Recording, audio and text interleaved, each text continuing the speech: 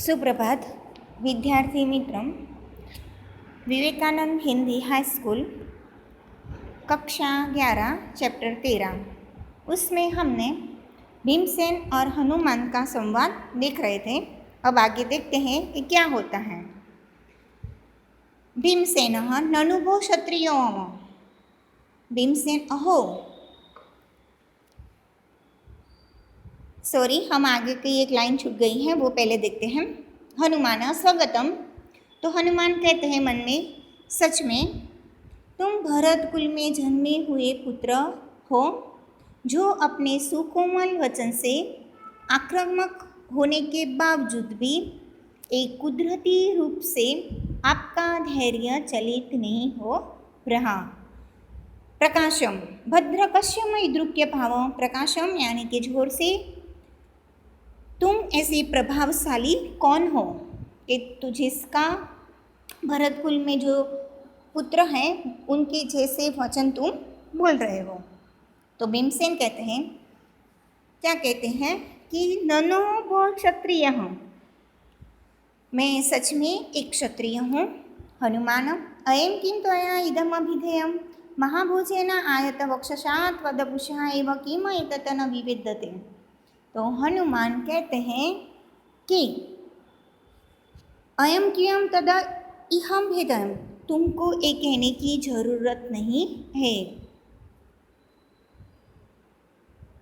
क्यों नहीं जरूरत कि मैं भरत कुल का हूँ ऐसे कहने की? क्योंकि हनुमान कहते हैं कि महाभुजेन आयत वक्षसात् वदपुषा, यानी कि तुम्हारी जो महाभुजेन यानी कि महाभुज वाले और वक्ष यानी कि छाती और विशाल छाती और ये देखकर ही मुझे पता चल जाता है।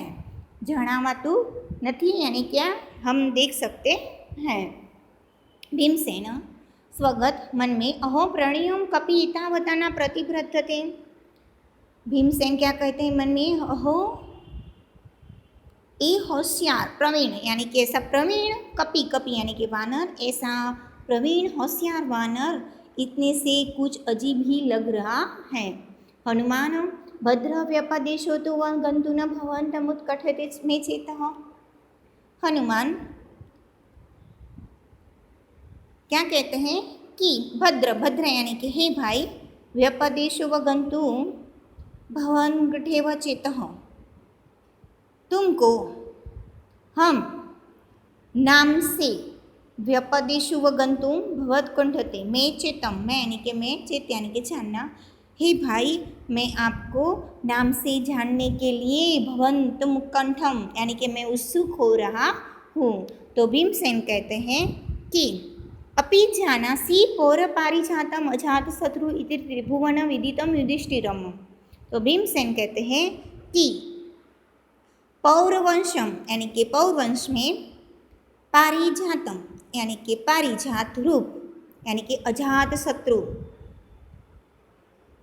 पौरवंश में पारिजात ऐसे अजात शत्रु, उसके नाम क्या है, इति त्रिभुवन यानी कि 3 लोक में युधिष्ठिरम। तो ऐसे पारिजात ऐसे अजात शत्रु के नाम से जानने वाले, तीनों भुवन में जानने वाले, क्या युधिष्ठिर को आप पहचानते नहीं हो? हनुमान विदितम न किमसो यह शत्रु भी अति भले निर्चिंत्य हत्यराज काननमा अति हसती। तो फिर हनुमान कहते हैं कि हे भाई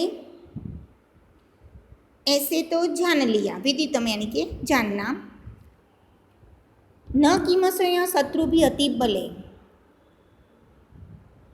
यानी कि बलवान शत्रु से, शत्रु भी अति बले के जिसके शत्रु कैसे हैं, बलवान है। हतराज, जो हतराज यानी कि उनका निर्जित्यम यानी कि राज, यानी कि हनुमान कहते हैं कि जी अति बलवान शत्रुओं से पराजित हुए, जिन्होंने उनका राज्य ले लिया है, ऐसे क्या तुम वन में वास करते हो? तो भीमसेन कहते हैं कि अहम शांतम पापम शांत पापम।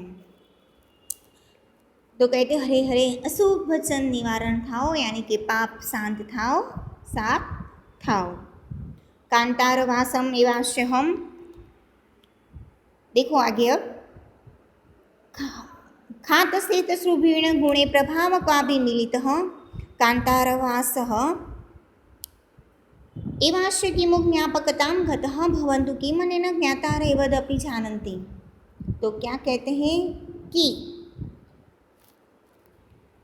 पृथ्वी पर खातरसेव गुणे प्रभाव क्वापि मिलितम, यानी कि पृथ्वी पर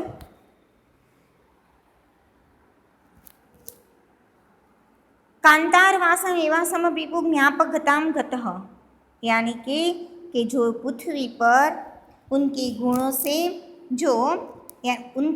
यानी कि युधिष्ठिर की बात कर रहा है, वो जो वनवास रूप में यहाँ रह रहे हैं वो हम क्यों जानते नहीं हैं। किमतेन ज्ञातारेवदपि जानन्ति, कि हम क्यों जानते नहीं हैं। हनुमान हम अत्र भवदं किम नाम पांडवेषु पक्षपात, यानी कि पांडवों में तुम्हारा नाम क्या है। सारे पूरे पैराग्राफ का अनुवाद हम फिर से देखते हैं कि भीमसेन कहते हैं कि पाप शांत थाओ, पृथ्वी पर उनके गुणों से जो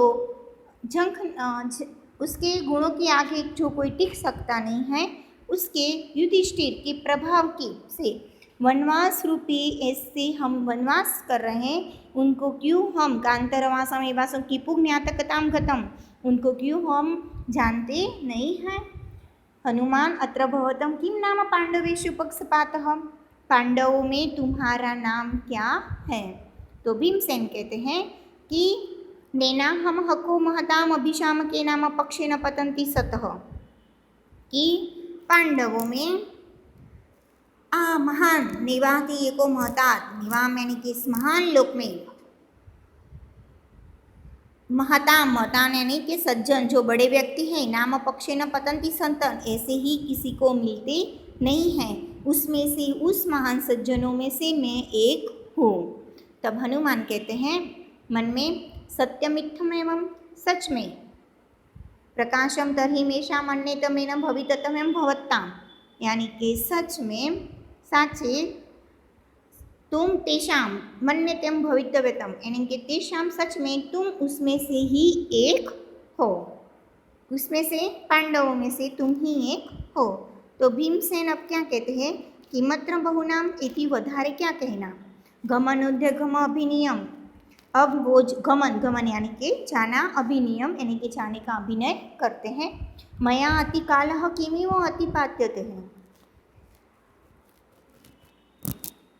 वो ऐसे सोच रहे मया यानी कि मेरे से अतिकाल इतना सारा समय, किमिव अतिपात्यते मैं इतना सारा समय यहाँ क्यों बिता रहा हूँ।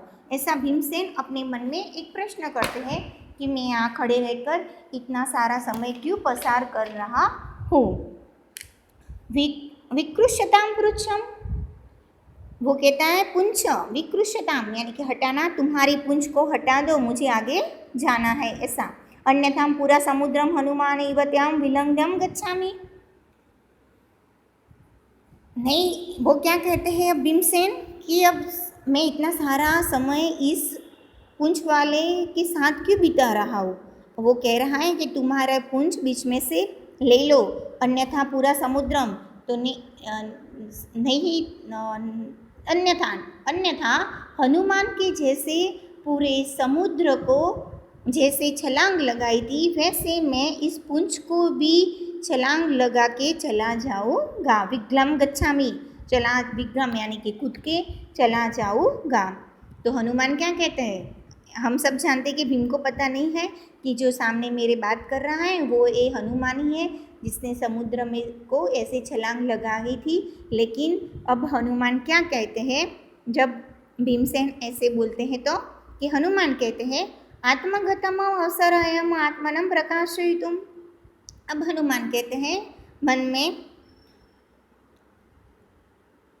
अवसरम अयम आत्मनम प्रकाशयितुम, अवसर यानी कि सच में सही समय है, अयम मेरा, आत्मनम प्रकाशितम मेरी जात को प्रकट करने का। तो मन में सोचते हैं कि अब मेरी जात को प्रकट करने का ये एक सही समय है। सहर्षम वश्यम हनुमान तावगृहम, आगच्छम गाढ्यमालिगनम चिरु निबंधम में मनोरथ पूरः। तो कहते हैं कि ये सच में एक सही समय है मेरी जात को यहाँ पे प्रकट करने का, सहर्षम आनंद के साथ। वश्य वश्य एष अहम हनुमान तवाग्र जन्महम तवाग्रह जन्मः, यानी कि ए मैं तुम्हारा एक बड़ा ही भाई जैसा हूँ। कहते हैं हनुमान भीम से, मैं हनुमान तुम्हारा बड़ा भाई हूँ।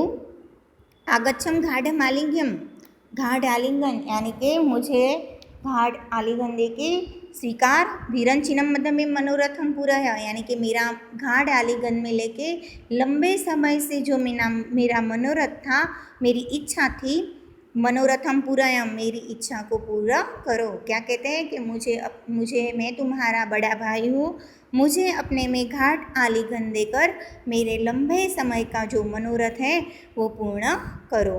उभो परस्परम घाढ़म आलिंगतः, फिर जो मैं चिरकाल से तुम्हारा इंतजार कर रहा हूँ तो अब दोनों उभो परस्पम यानी कि उभम परस्पम यानी कि दोनों एक दूसरे को घाट आलिंगन देते हैं।